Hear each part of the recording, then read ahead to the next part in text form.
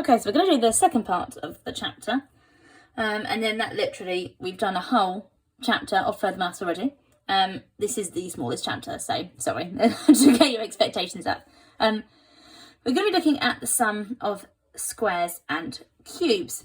So the book sort of introduces you that when you've got the sum of constants, it's linear. When you've got an expression for sum of natural numbers, it's quadratic.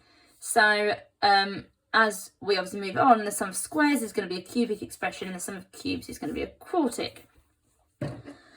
These are formulae you are given. So the sum of the first n terms of the sequence are squared, is a sixth of n plus 1, 2n plus 1. And the sum of the first n terms of a cubic sequence is a quarter n squared of n plus 1 squared. There are not proofs given to you in this chapter, but you can prove both of them using something called mathematical induction. I'm not going to do that with you now. Mathematical induction is one of the chapters in further maths. It's chapter 8, which you will do with Miss Goddard at a later date. Possibly be one of the last chapters you do with Miss Goddard in sort of the year 1 core pure, the AS core pure stuff. But it is part of the chapter, so it is worth looking at a later time. But for now, you don't need to know the proof of them. You just need to know how to use them. You are like I said, you are given to them in the formula booklet, so that's all obviously really helpful. So it means that you can always just keep referring back to it rather than remembering it. So example number 1, evaluate r equals 20 to 40 of r squared. So in the same way as the terms before, there's no difference. You're still finding the sum of the first 40 terms, subtract the sum of the first 19 terms to get the 20th to the 40th. So I'm just substituting into this formula. So 1/6 times by 40 times by 41 times by 81, subtract 1/6 times by 19 times by 20 times by 39. So that's 22,140, subtract 2,470, which is 19,670.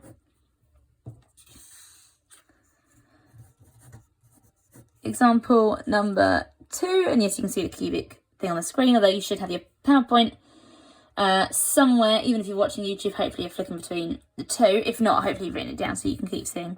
It's not example number 2, that's part B, which is the sum of the first 25 sequences, 25 terms of the r cubed sequence. Got distracted because I was just thinking how loud my this morning is from the TV downstairs. So I apologise for that. Right, so don't need to worry about separating up, it's just 1 to 25. So a quarter times by 25 squared times by 26 squared, which is 105,625. Great, really straightforward. Have I got enough lines here for this example? Yes, I think no, I don't need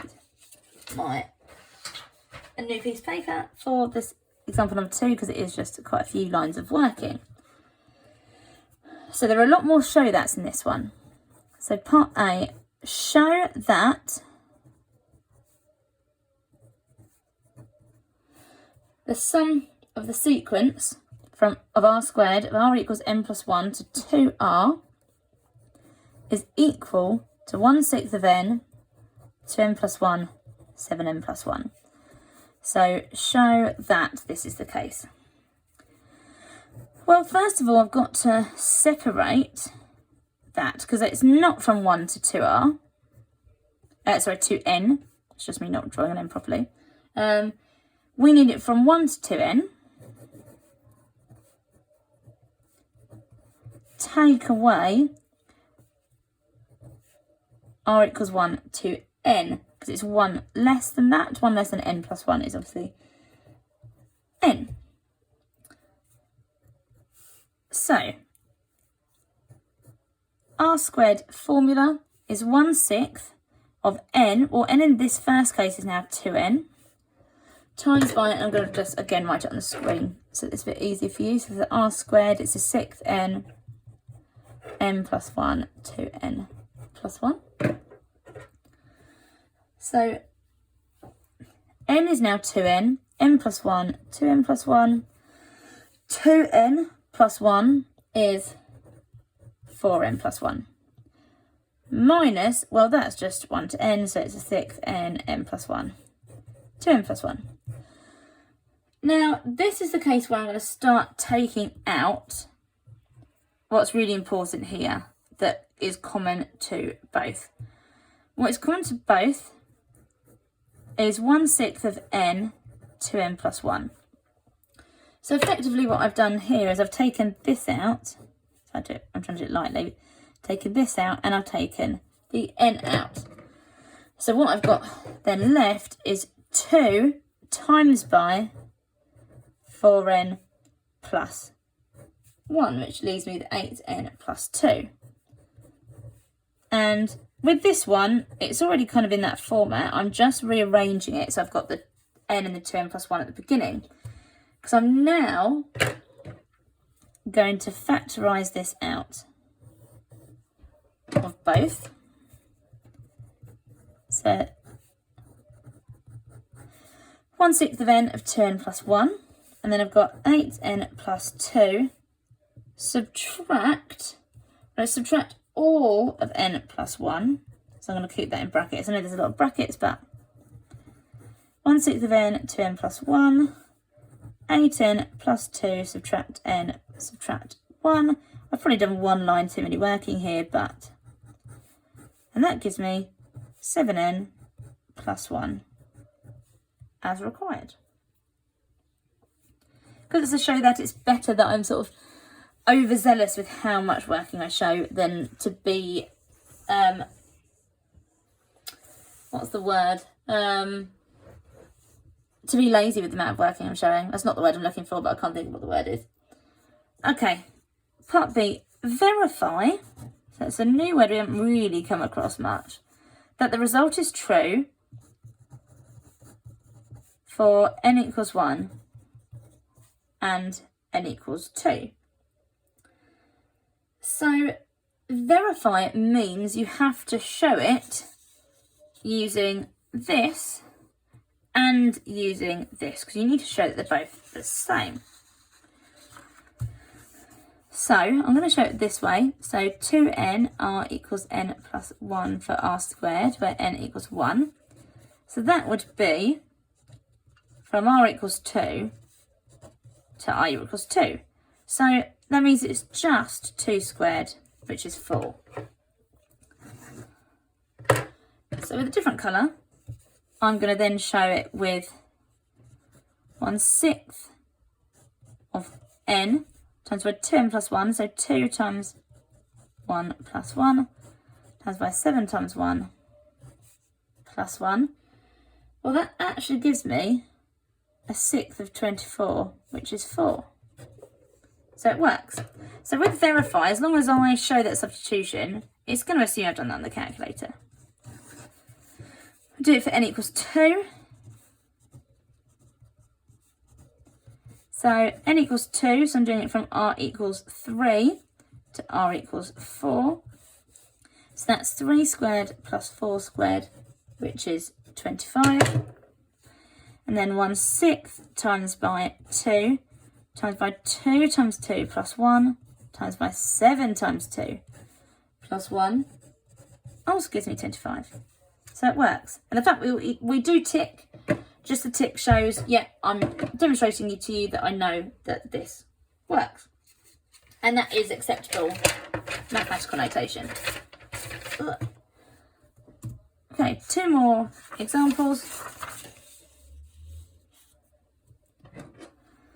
which are basically more show that examples, because this is effectively testing your algebra skills.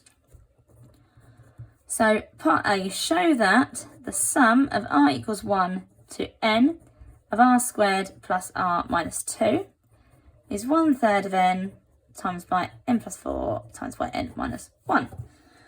So this is a square, a linear and a constant. So we're going to separate it into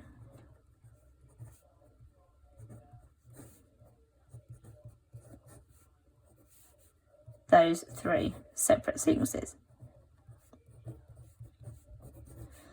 Because like we have done before, we know that we can separate these out. So r squared is, and I'm going to have to go back because I don't remember it off the top of my head, 1/6 of n plus 1 to n plus 1 plus 1/2 n times by n plus 1 minus 2n. Now I took out 1/3 n to start with. You may want to expand it all out and take it out at the end, which is how the book did. I just tried to take it out now because I know that that's going to be common to all of them. So 1/6 divided by 1/3 is 1/2. So I've taken out the n as well. So we're left with n plus 1, 2n plus 1, plus 1/2 divided by 1/3 is 3/2. Take away the n plus 1. 2 divided by 1/3 is 6, and then obviously take the n out as well.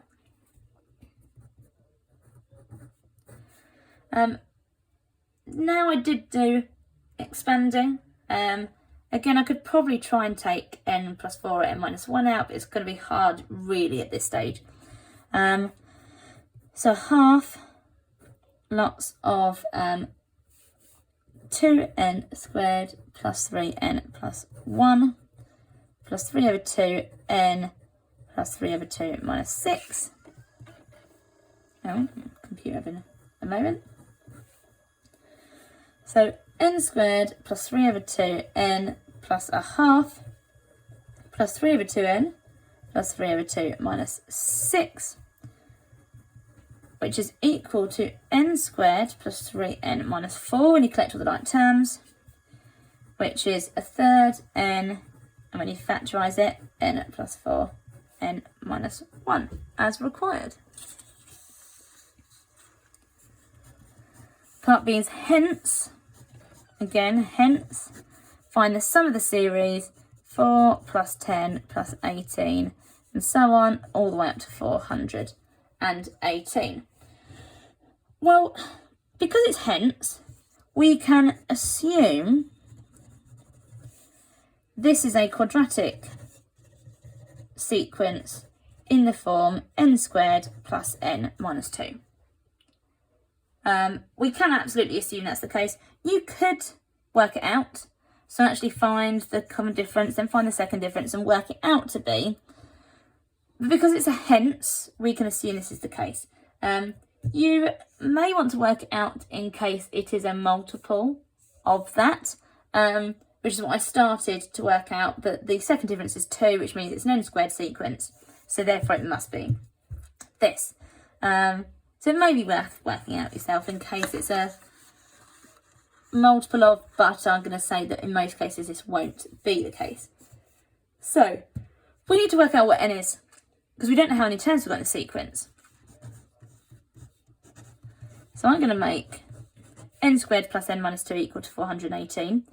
Again, if this didn't give you a whole number, you can probably assume that that this assumption is wrong, and that you'd need to actually work out what the sequence is, because you might have to take out a factor of 2 or 3 or something. So n squared plus n minus 420 equals 0 to solve, and therefore n is 20 because n cannot be equal to negative 21. So actually what I'm finding is the sum of the first 20 terms of the sequence r squared plus r minus 2, which we know from our final line of working is 1/3 times by n, which is 20, times by n plus 4, which is 24, times by n minus 1, which is 19, which is 3000 and 40. Fabulous. And final example, which is another show that, but it's just really good algebra skills for you. So, the sum of the first n terms of r plus 3 to r minus 1, show that it is equal to 1/6 of n times by n plus 1 times by 3n squared plus an plus b, where a and b are integers to be found. Now, you can separate them out. You can't separate them out as they are because they're all multiples. Okay, you can only separate them out when they're sums. So it's not the sum of r plus 3 plus 2r minus 1.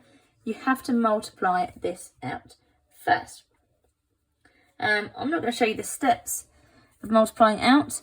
I'm just going to show you the final result, which is that this is the sum of 2r cubed plus 5r squared minus 3r. Therefore, this is also the sum of 2 lots of the r cubed sequence plus 5 lots of the sum of the r squared sequence minus 3 lots of the sum of the r sequence. So I can jump straight to that because I know this is a property that works. Even though it's a show that, that is acceptable. As long as I've shown this expansion, that is a sensible line that I can go to. Next. So 2 lots of, so r cubed, I've got it in my book, I don't know why I keep going back.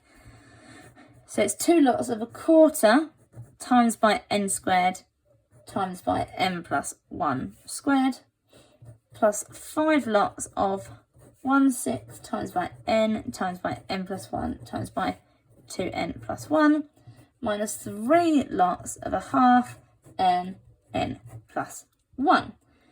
So like I did before, actually I didn't take out the 6th n straight away. I dealt with these numbers first. And I also then took the n out of here, although that wouldn't necessarily be necessary. So I wrote 1/2 n times by n plus 1 squared plus 5/6 of n plus 1 2n plus 1 minus 3 over 2 n plus 1. Then I took a 6th out of everything. In fact, actually, I took a 6th n of n plus 1 out of everything. So 1/2 divided by 6 is 3. So what I've done here is I've taken out, I've obviously divided that, I've taken out an n, and I've taken out one of the n plus 1s. So I'm left with 3n plus 1 plus, so 5/6 divided by 1/6 is 5. Taking the n and the n plus 1, so I'm just left with 2n, 5 lots of 10 plus 1. 3 over 2 divided by 1/6 is 9. Take out the n plus 1. That's all I'm left with. You could take more steps to do that. Definitely. You could take the 1/6 n out of all of these first and then put it at the front. But it would be acceptable for me to take that out in one step. So I just want to simplify this bit first. So I end up with 3n squared plus 3n plus 10n plus 5 minus 9. Or 1/6 of n plus 1. 3n squared plus 13n minus 4 as required. And I get a equals 13 and b equals -4. Perfect. Part B, hence, calculate the 11th to the 40th term of r plus 3 to r minus 1. So, for a start,